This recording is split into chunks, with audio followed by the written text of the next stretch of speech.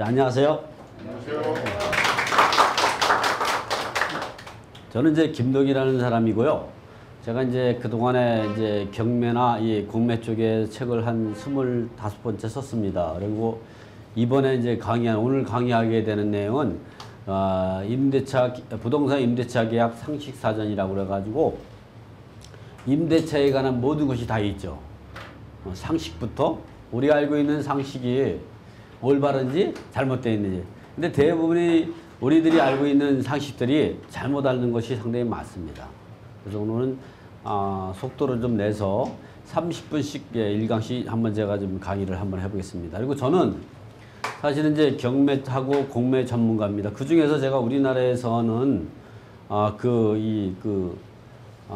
배당하고 지분 경매하고 이 공매 쪽은 제가 뭐 자타가 인정하는 제가 최고의 전문가라고 하고 뭐 이제 그렇게 하고 있습니다. 제가 그러다 보니까 아무래도 이제 권리 분석에 대해서 공부를 많이 하게 됐고, 그런 경험으로 인해서 과거에 20년 전에 부동산을 하게 됐던 그런 경험을 해서 제가 계약서의 작성의 비밀이라는 계약서 작성 이 방법에 대해서 이제 그 책을 썼고, 그다음에 이번에는 이제 부동산 임대차 상식 사전이라는 책을 썼습니다. 그래서 오늘 강의할 거는 이 책에 있는 내용입니다.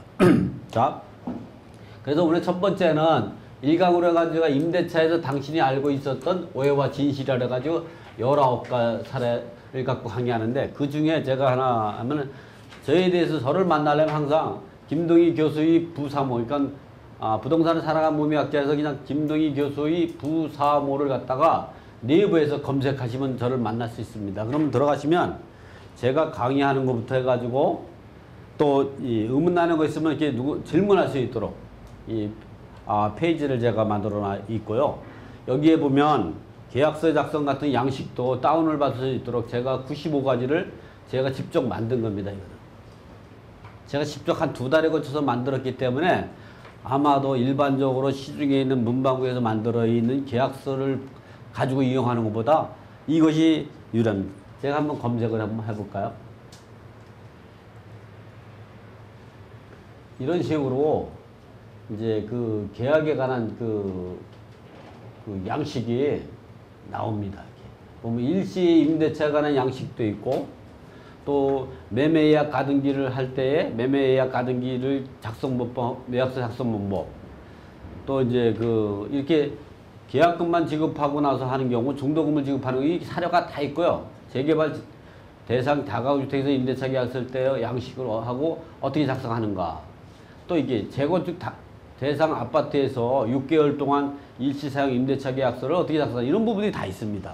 그래서 내려가 보시면 총 한 95가지 정도를 제가 이제 작성을 해놨는데 다양하게 있습니다. 이게 뭐 상가를 할 때 권리 양도 양수 계약서를 어떻게 작성하고, 비품 목록 양식은 이제 이렇게 작성해라, 또는 상가 건물인데 집합 건물이 아닌 일반 상가 건물에서 임대차 계약서 작성하는 법, 또 이 법무부에서 이 표준 임대차 계약서 하는 것도 있고, 또 오피스텔에서 주거용, 업무용, 뭐 또는 간이 사업자가 오피스텔을 임대차 계약서를 내면 부가세 같은 경우를 세금에서 끊을 수가 없으니까, 간이 부가세를 끊을 수가 없으니까 이럴 때에는 월세를 갖다가 부가세에 포함해 가지고 작성해라, 이런 부분들이 자세히 나와 있고요. 그래서 또 넘어가시면 또 그 전에 그 이후 부분 한 6번째 정도 들어가 볼까요? 들어가 보면 이와 같이 또 뭐 농지라든가 또는 이제 법인 사업자, 임대 사업자 또는 법인 사업자가 이제 뭐 사업 포괄 양수도로 계약서를 쓰는 방법, 이런 것들이 다 다양하게 있어서 95가지 정도 되면 아마 특이한 계약 같은 경우는 빼놓고는 다 여기 있다고 보시면 됩니다. 그리고 그 계약서의 표준 제가 만들 때 부동문자로 된 법조망을 갖다가 1항에서 제1조에서 11조까지 그런 내용을 법에 위배되지 않게 자세히 만들어 놨기 때문에 아주 유용하게 부동산을 하실 때, 또는 이제 여러분이 경매로 낙찰받다든가 중개 실무에서 유리하게 이용할 수가 있을 겁니다. 그래서 이제 그리고 하시다가 실무를 보시다가 또는 일을 하다가 부족한 게 있다라면 여기 카페 회원을 가입하고 질문하시면, 근데 질문은 제가 자주 받을 수 없지만 일주일에 한 번씩은 제가 질문하시면 제가 답을 해드리거든요. 그랬을 때 질문을 갖다가 하시면 제가 시간이 나는 대로 틈틈이 답변을 해드리니까 그거 갖고 하고, 또 계약을 하시다가 문제가 생겼을 때는 또 이제 그 우리가 이 상담을 이제 제가 또 해드릴 수 있는데, 저는 이제 그 상담은 유료 상담만 합니다. 무료 상담은 이제 할 수가 없어, 시간이 없어 못하니까. 혹시 문제가 생겼을 때는 제가 필요하다면 언제든지 그 말씀하시면 제가 유료 상담을 해가지고 여러분들이 손해보지 않고 유리하게 그 계약을 할 수 있도록, 또는 잘못된 계약에서 어떻게 우리가 탈출할 수 있는가, 이런 부분들을 같이 연구할 수가 있는 거죠. 자, 그러면 요거는 그동안 홍보는 이제 그만하고요.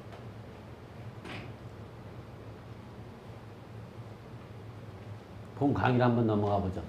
이 지금 1강에서 이렇게 임대차 당신이 알고 있었던 오해와 시실, 이 부분들은 계약서를 작성하는 과정부터 실제 그 주택에 입주하거나, 또는 내가 이 매매 계약에서 집을 사가지고 주택을 인도받기 전, 또는 상가 건물을 인도받기 전까지의 오해와 진실입니다. 그러나 다음 시간에 이제 2강에서 강의할 거는 계약서를 작성하고 나가지고 그 이후에 입주해 살다가 문제가 생겼을 때에 하자가 발생했을 때 어떻게 해야 되는가 문제. 첫 번째는 계약서를 써야만이 계약의 효력이 발생한다. 물음표가 있죠. 이런 물음표가 있다는 것은 사실은 이게 이제 그 답이 맞지 않다는 거죠. 우리는 잘못하면은 이제 가끔 보면 현업에서 이 일을 하시다 보면 이 계약을 하기로 계약에 합의를 하죠. 이렇게 의사가 일치가 돼야만이 계약서를 작성하게 되죠.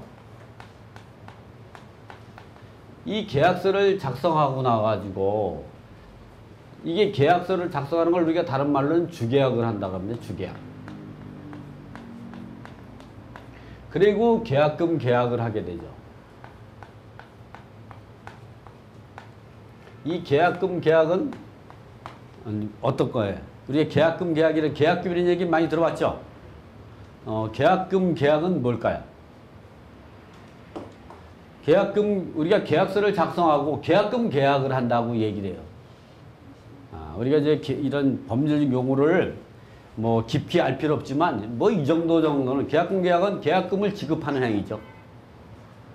계약금을 지급하는 것을 계약금 계약이라고 하나. 지급행위.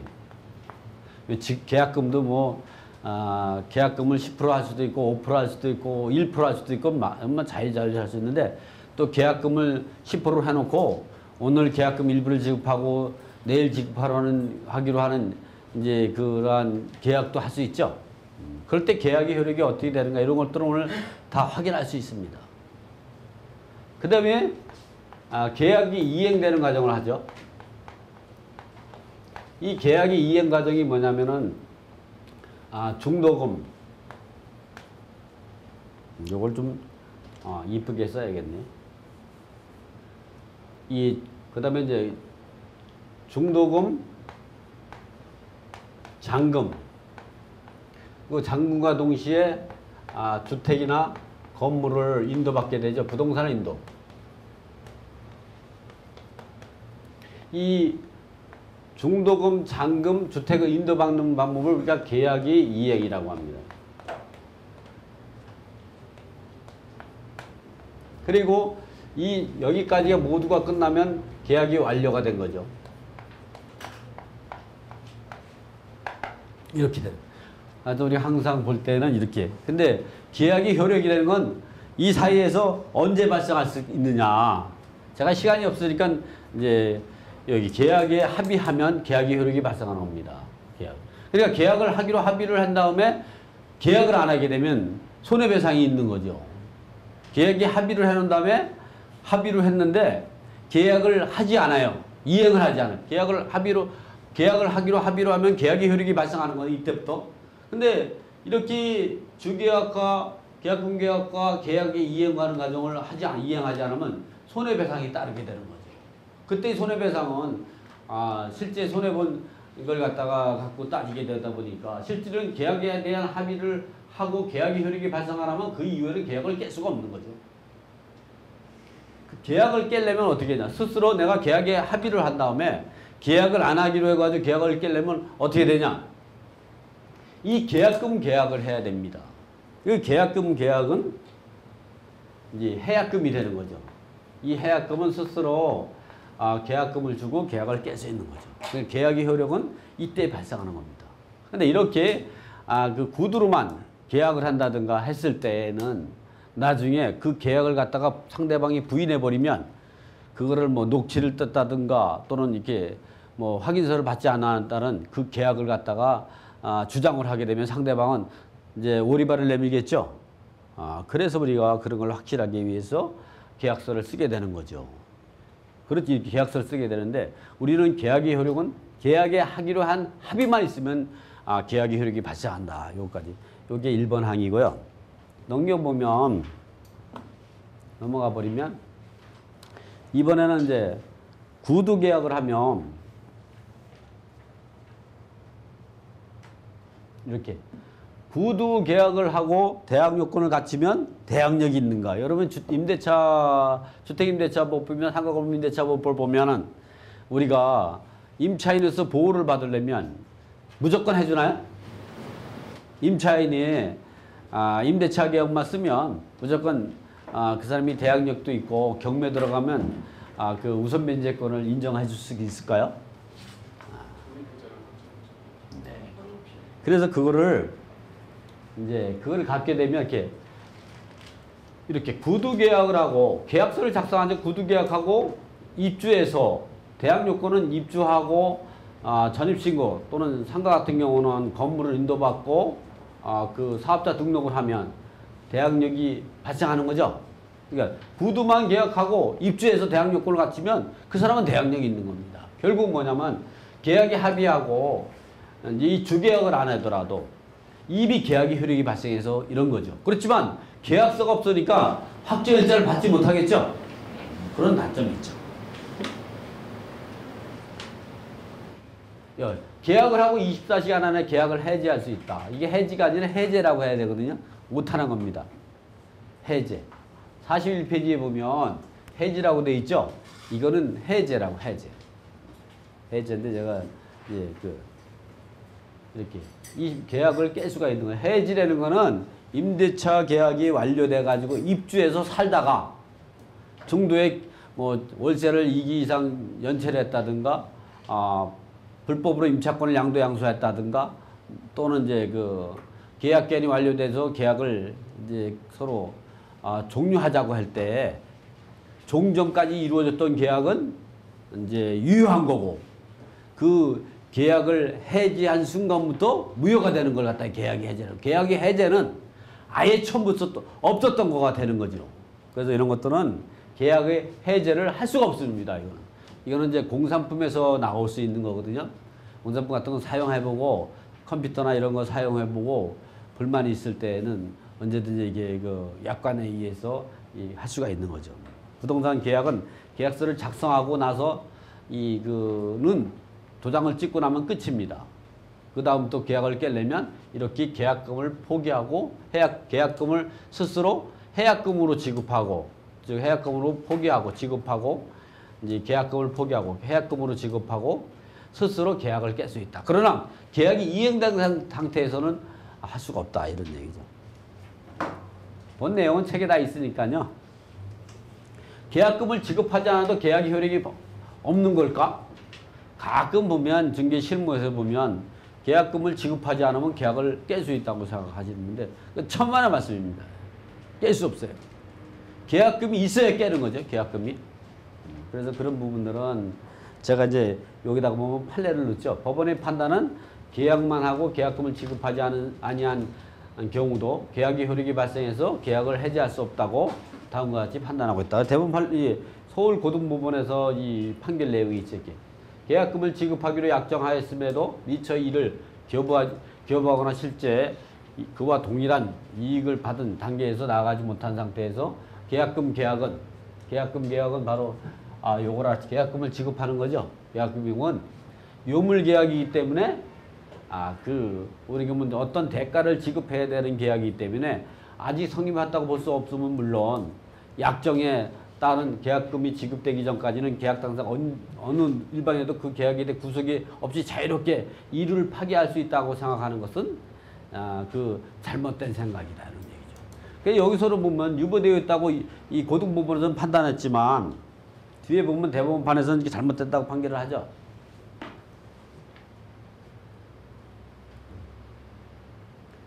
고등법원에서는 이렇게 계약금이 지급되지 않으면 계약을 언제든지 깰 수 있다 이런 판결이에요. 그 대법원에서는 어떻게 판결했냐면 잘못된 말이다 이런 얘기죠. 여기 보면은 그런 얘기죠. 여기 보면 계약금이 전부를 약정대로 지급하지 않은 상대방은 계약금 지급의 의무를 이행을 청구하거나 채무를 이용으로 계약금의 약정을 해지할 수 있고 나아가 약정이 없었더라면 주계약을 체결하지 않았을 것이라는 사정이 인정된다면 주계약도 해지할 수 있을 것이나 교부자가 계약금이 전부를 지급하지 아니한 계약은 성립하지 아니하므로 당사자가 이거는 어디까지 나갔느냐면 이런 거죠. 계약금이 예를 들어서 이 임대차 계약이라고 오늘 임대차에 관한 얘기를 하니까 임대차의 전세보증금이 3억이다. 그래 3천만 원 보통 그 계약금을 걸죠. 그리고 나서 나머지 중도금 없이 잔금을 2억 7천만 원에 이제 치른다든가 했을 때 이때에 3천만 원을 계약서에 작성한 다음에 이제 그 5월 1일 날 1천만 원을 지급하고 5월 2일 날 그 다음 날 2일 날 2천만 원을 지급하기로 했어요. 이랬을 때에는 이 1천만 원만 지급한 상태에서는 계약이 완료되지 못한 거예요. 3천만 원이 지급될 때까지는 계약이 완료된 겁니다. 이거 지급해야만. 그런데 이렇게 1천만 원만 지급한 상태는 계약이 완료되지 않기 때문에 그 계약금을 가지고 해약금으로 계약을 깰 수 없다는 거죠. 그래서 이럴 때 손해배상은 이렇게 계약금 1천만 원을 갖다가 지급한 상태, 계약금의 일부를 지급한 상태에서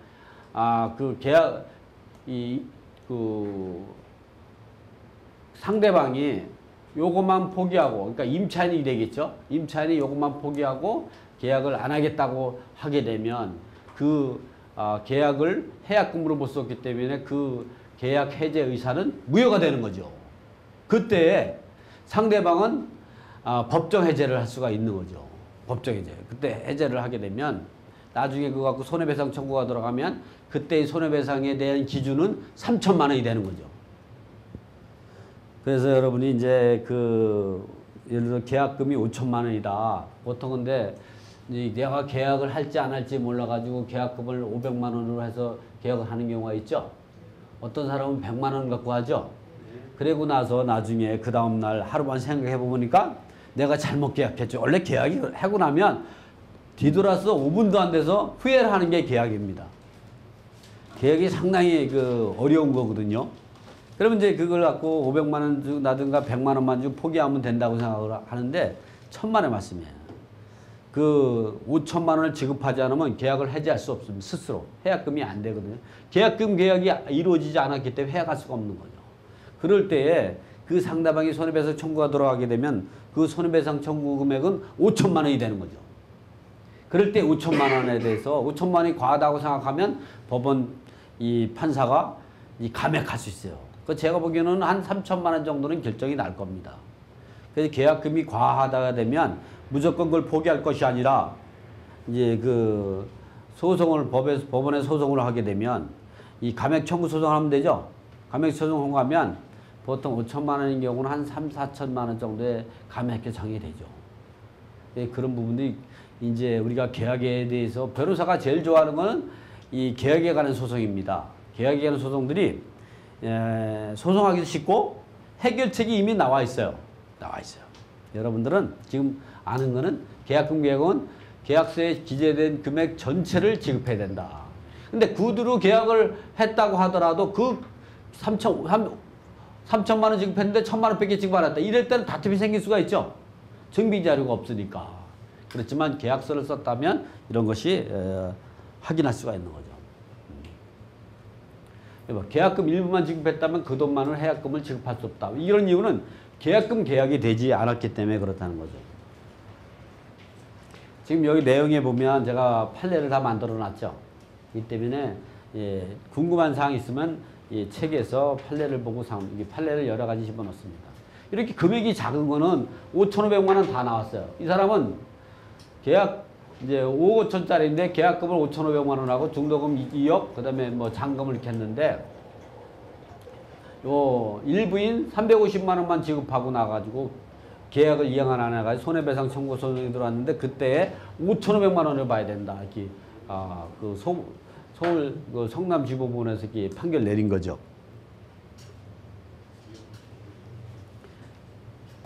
이제 이번엔 우리가 가계약도 많이 하죠. 가계약금.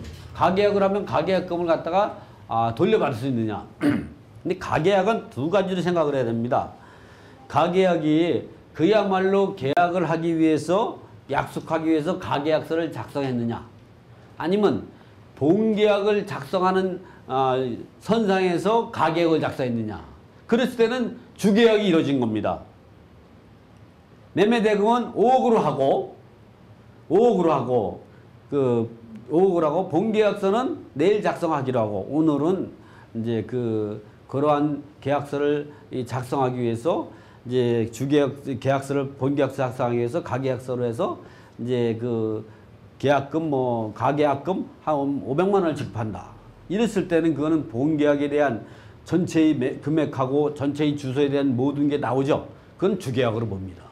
그럴 때는 그 가계약금 같은 경우는 이제 돌려받을 수가 없는 거죠. 또 이번에는 가계약이 그야말로 그냥 계약을 하기 위한 가계약이 되는 거죠.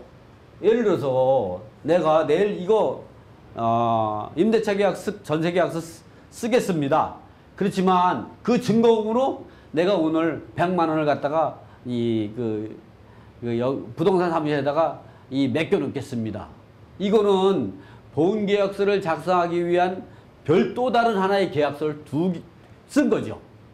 그렇기 때문에 그 가계약서를 썼을 때에 그 가계약금을 돌려받을 수 있느냐, 증거금을 돌려받을 수 있느냐, 이거는 계약을 하고 나서 그 가계약금을 스스로 포기하고 계약을 깰 수 있어요. 이거 똑같은 겁니다. 그러나 가계약금을 이제 지급하지 않고 본인 스스로 계약을 깰 수는 없는 겁니다. 그러나 우리가 이런 걸 깰 수 있는 거는 이렇게 이제 해약금을 지급할 수도 있고 약정해지 할 수도 있고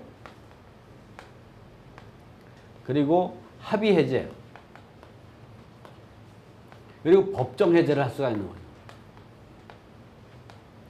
약정해제는 계약서에서 쓰는 겁니다. 계약서를 작성하고 나서 오늘 그 계약서를 작성하고 나가지고 하루만 생각해봐가지고 계약에 대해서 좀 하기 싫다.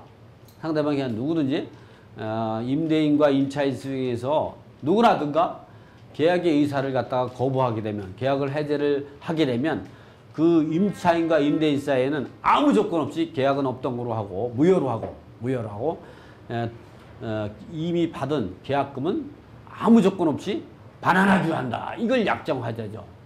약정해제. 아니면 이렇게 약정해제 할 수도 있죠.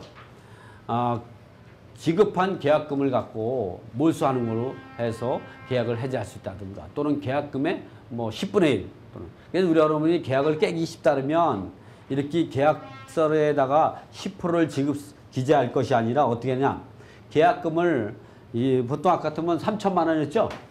이 계약금을 1,000만 원만 거는 겁니다. 아예 계약서에. 그러면 1,000만 원은 그거 누가 계약을 하겠습니까? 이렇게 나오죠. 여러분 같은 계약 안 하죠.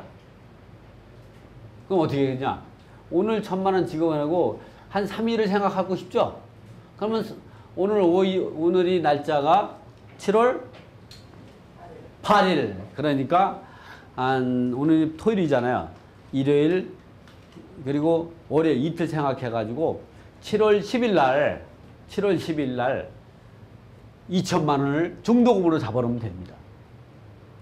여러분이 할 때는 계약서를 작성할 때는 계약금을 10%를 꼭 돈이 없을 때는 계약금을 아예 500만 원만 갖고 하고 그 다음날 얼마를 이제 중도금으로 잡아놓으면 됩니다. 그렇게 되면 500만 원만 포기하고 계약을 깰 수가 있거든요. 그런 게 현명한 거죠. 그 해약금이 되는 거죠. 꼭 해약금을 꼭 10% 할 필요 없습니다. 돈이 없거나 할 때는 계약금을 1%만 하면 되죠. 계약금 없이 계약을 한 사람이 계약을 이제 그 다음날 하루 자고 나면 계약을 깨고 싶은 생각이 많이 생기거든요.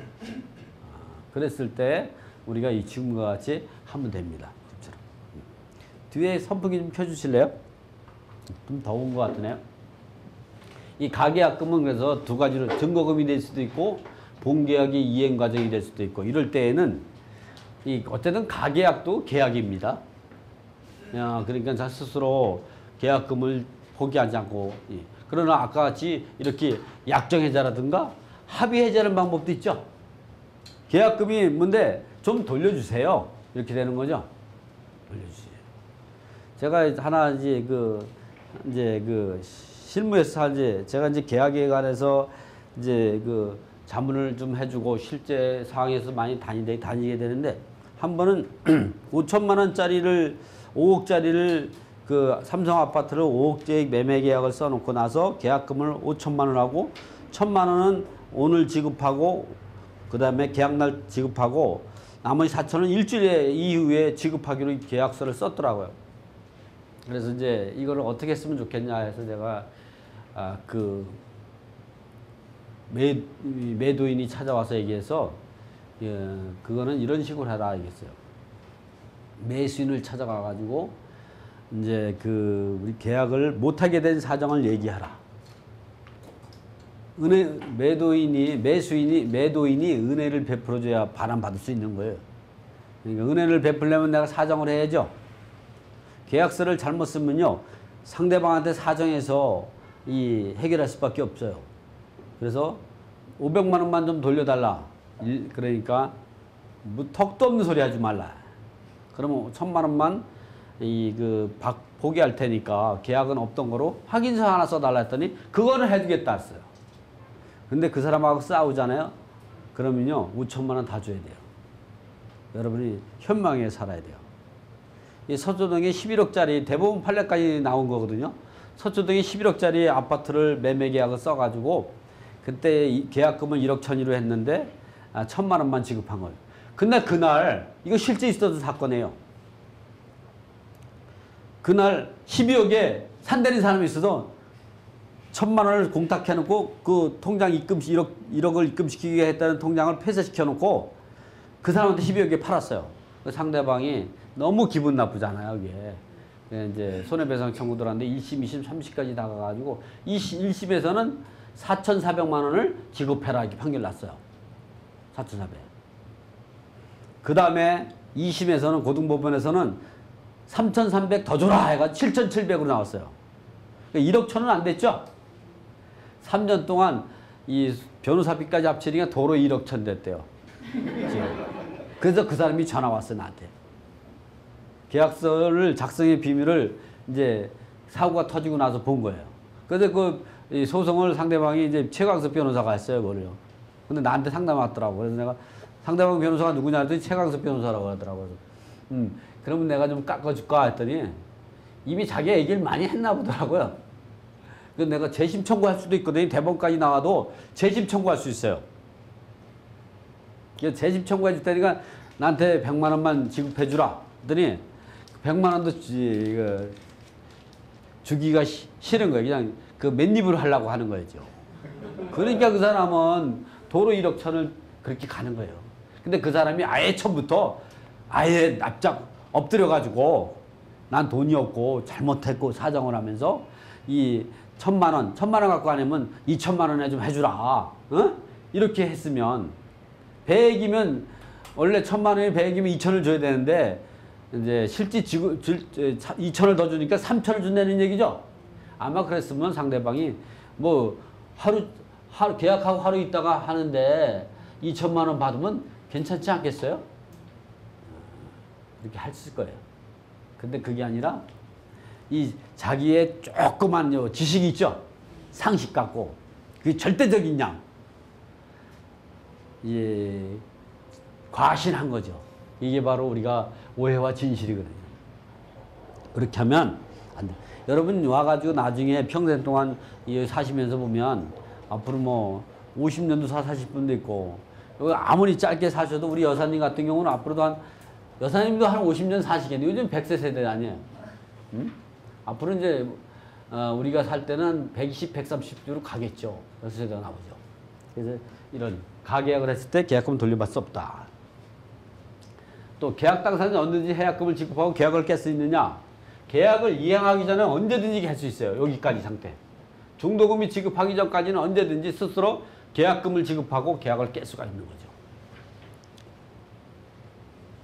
계약금 중도금을 지급하고 우리가 이제 이 보증금이 한 5억이나 3억 되면은 계약금 중도금을 지급하고 잔금 지급하기 전에 먼저 입주해서 들어가 살고 있다 6개월 있다 잔금을 일부를 지급하는 경우가 있어요. 이렇다 해도 예를 들어서 이런 거죠. 전세보증이 3억인데 3천만 원 계약금을 주고 뭐 한 1억 원은 이제 1억 한 5천이라고 해요. 너무 작으니까 1억 5천은 중도금을 주고 그 다음에 이제 살다가 대항 요건을 갖춘 거죠. 전입신고도 하고 확정일자도 갖추고 이제 그래. 이런 상태에서 여기 근저당이 설정이 된 걸 모르고 나머지 잔금을 1억 7천만 원을 지급한 거죠. 이랬을 때에 대항력이 여기까지만 대항력이 인정이 되느냐, 여기까지 인정이 되느냐, 여기까지 인정이 된다는 거예요. 이렇게 계약서를 싹 쓰고 대항요건을 갖추게 되면 여기 임차인이 계약에 의해서 효력이 발생한다는 걸 이 근저당권자도 알 수 있었겠죠.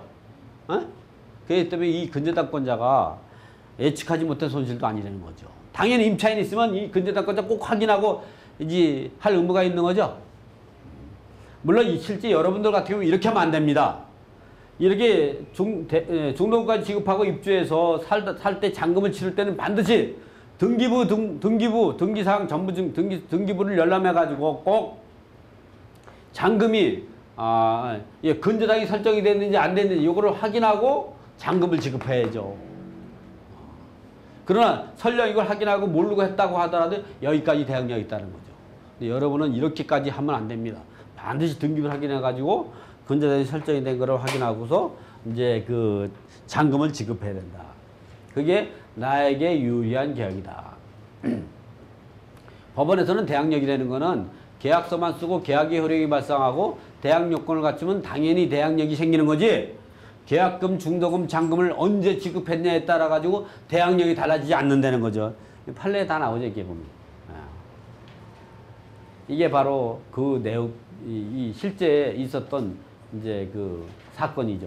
대법원까지 나와서 했죠. 여기 보면 임차인이라 하면 적법하게 임대차 계약을 체결하고 이렇게 계약을 하고 계약에 합의를 하고 그 임대차 관계가 유지되고 있으면 대항 요건을 갖추고 있으면 그거로 족한 것이지, 반드시 새로 이해관계, 새로 관계는 이러한 근저당이 설정이 되기 전까지 임대인이 보증금을 전부를 지급해야 되는 것은 아니라고 이제 판단했다.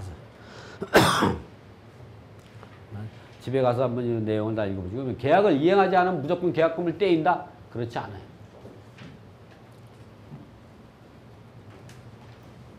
계약을 이제 이행을 하지 않아도 이렇게 지금처럼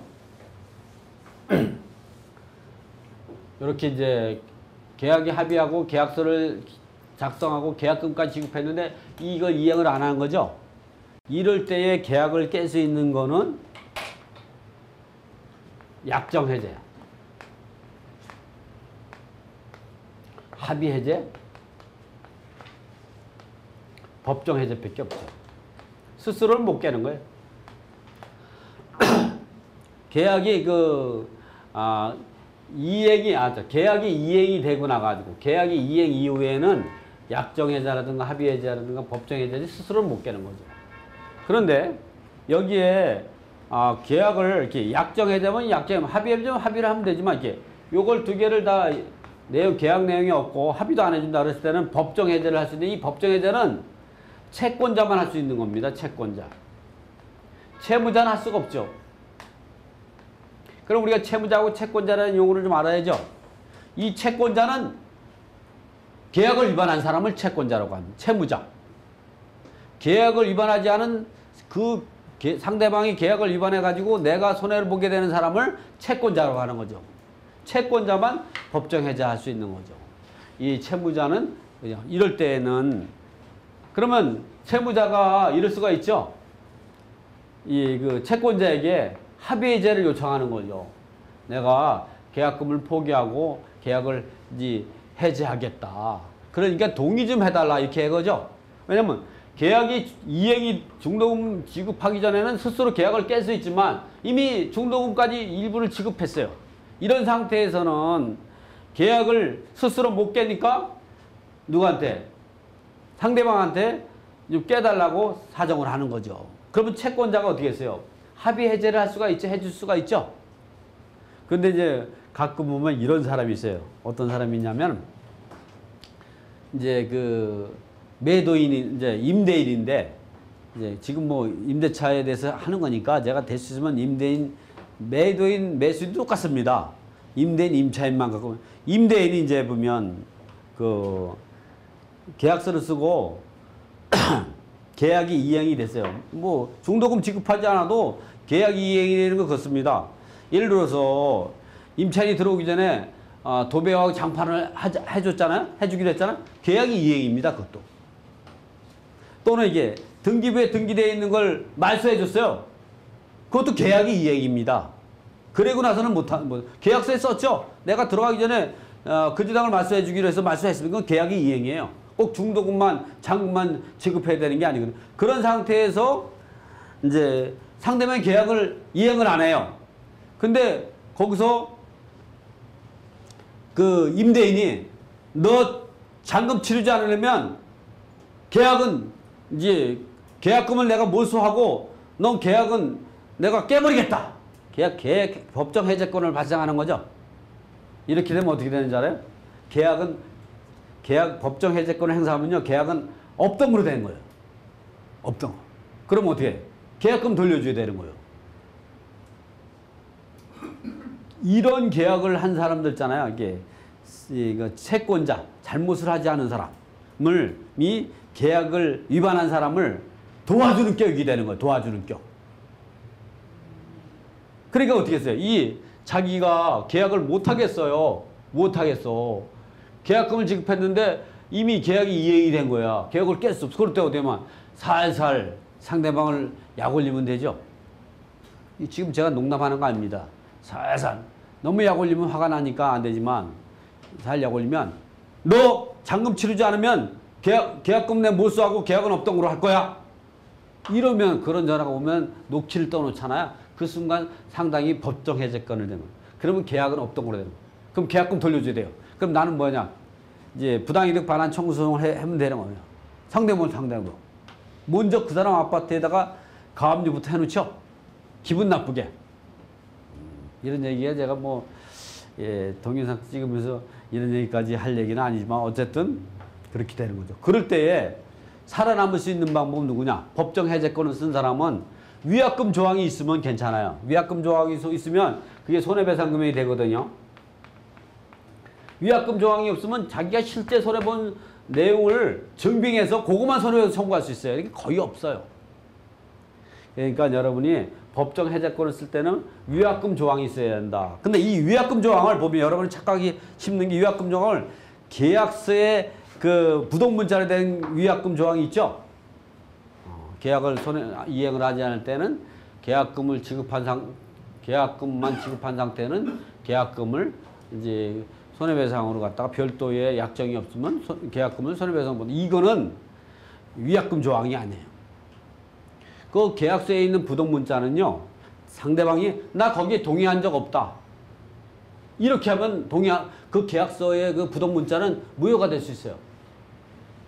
100% 무효가 될 수는 없겠지만 그 인정 못 받아요. 나는 그냥 공인중개사가 계약서에 도장찍을 해서 그냥 찍었다 이렇게 나간단 말이죠. 나는 그 조항이 무슨 조항이 이게 무슨 위약금 조항이냐? 나는 몰랐다. 이런 식으로 하면 판사가 누구 편 들겠어요? 약자 편 들죠? 이 때문에 이럴 때에는 합의해제로 가야 돼. 합의해제. 계약을 해제를 안 해주면서 상대방이, 그리고 왜냐하면 또 이런 게 있죠. 계약금만이 아니라 중도금 다 돌려줘야 돼. 중도금 받으면 다. 왜 중도금은 당연히 돌려줘야 되는 거야, 이게. 근데 합의해제 쪽으로 가면 중도금도 일부 내가 몰치할 수가 있죠. 그렇게 해야만이 나한테 유리하게 멋있게 계약을 깰 수 있는 거죠.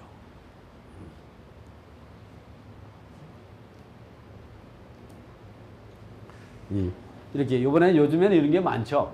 다주택 현관에 표시된 501호가 전입신고를 하면 대항력이 있냐.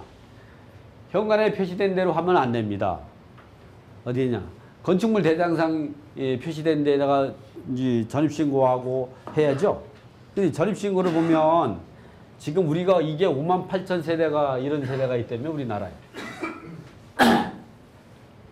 보통은 이렇게 건물이 있으면 요게 1호 라인, 요게 2호 라인 이렇게 돼 있죠. 위로 올라가는 겁니다.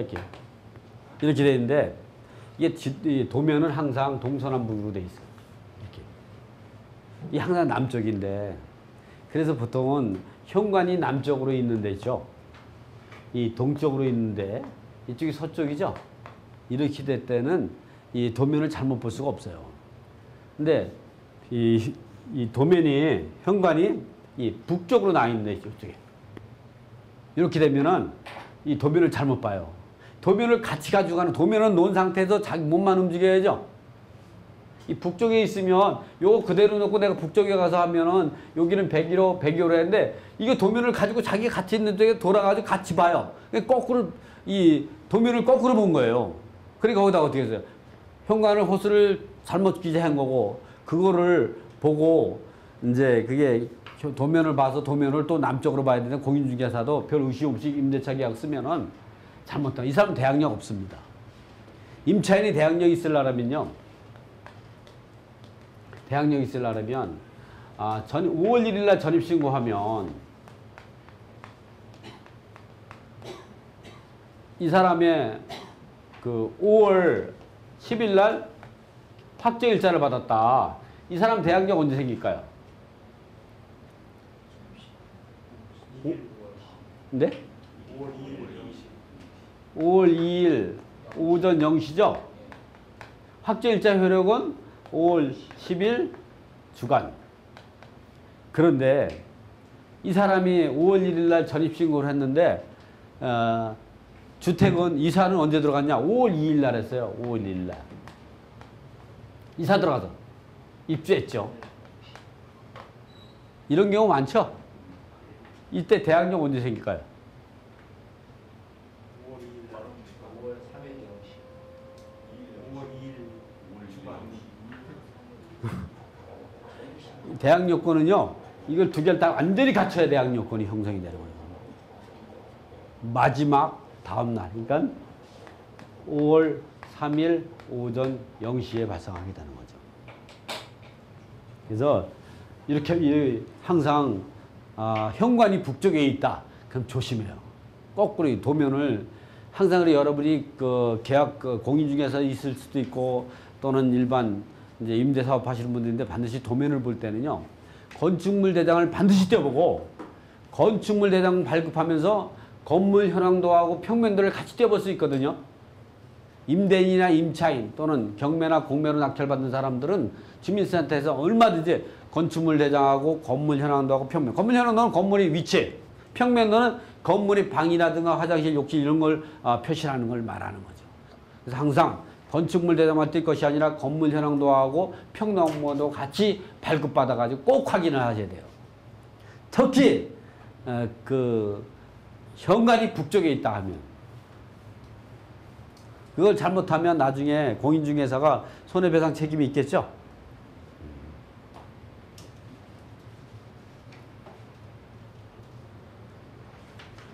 자, 전입신고만 하고 거주하지 않아도 대항력이 발생한다. 이거는 터무니없는 얘기예요. 반드시 거주해야 돼요. 공동주택에서 지분일 때는 과반수 이상의 계약하면 전세금이 안전하다. 우리가 이제 공동소유일 때는 이제 그 과반수 이상의 지분권자와 계약하면 대항력이 있다고 하죠. 그런 얘기 못 들어보셨어요? 예를 들어 소유자가 A가 3분의 1, B가 3분의 1, C가 3분의 1 때, 요 A, B하고만 계약을 하면 과반수죠. 이거는 공유물 공동소유일 때는 과반수 이상의 지분 과반수와 계약하면 대항력이 있다는 거는 법에 있어요.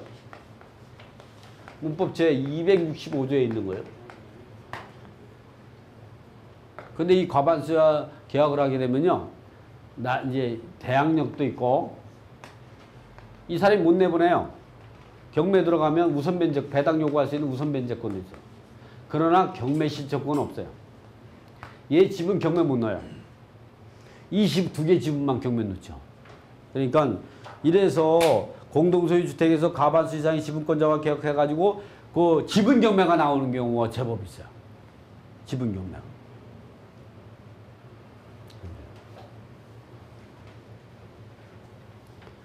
부부간에는 계약 일상 가사대리권에 속하지 않는다. 부모 자식 간에 계약해도 보호를 받을 수 있어요. 진정한 임대차라면. 부모가 계약하고 자녀가 전입하면 보호받을 수 있어요. 미성년자 같은 경우. 이게 보면 이제 부모가 계약하고 자녀가 전입해도 이게 이제 보면 미성년자가 이때에는 두 가지를 봐야 돼요. 자녀가 미성년자이고 학교나 이런 때 대비해서 이렇게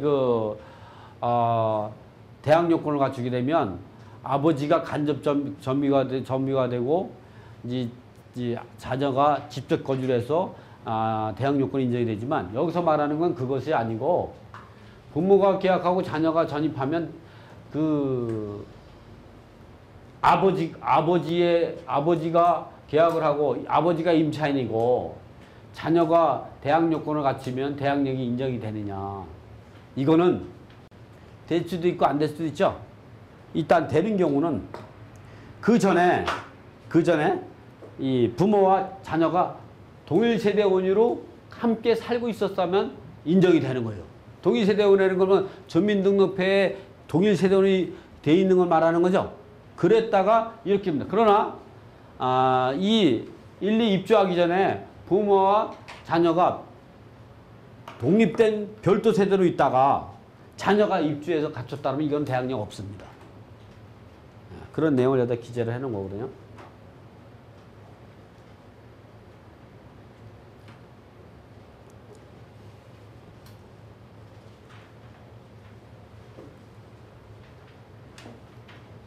선순위 전세권자는 전입신고를 하지 않아도 전세금을 반드시 선순위 전세권자라도 반드시 전입신고를 하고 있어야 돼. 그래야 주택임대차법으로 보호를 받고 전세권자로 보호를 받을 수 있는 거거든요.